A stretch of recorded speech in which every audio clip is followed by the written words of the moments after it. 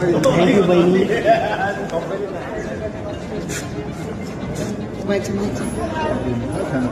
हजुर निरन्तर यो यात्रा अहिले चुनावी अवसरमा मात्र होइन निरन्तर जारी रहन्छ।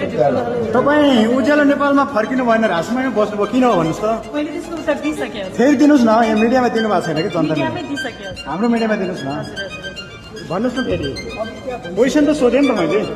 राजनीति भनेको व्यक्तिको इच्छाले मात्रै हुँदैन, राज्य व्यवस्था र प्रक्रियाले पनि निर्धारित गर्छ, निर्देशित गर्छ। त्यो अवसरमा म एउटा प्राविधिक अन्यलतामा परेको थिएँ, तर त्यसलाई मैले टुङ्गो लगाइसकेँ।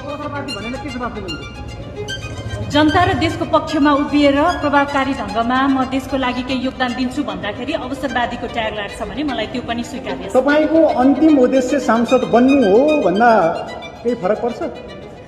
अन्तिम उद्देश्य यो देशलाई राजनीतिक निकास दिनु हो। सांसद बनेर त्यो प्रक्रियामा जहाँ पुग्नुपर्छ हामी सबै त्यहाँसम्म पुग्न जरुरी हुन्छ। हस्, धन्यवाद। Thank you.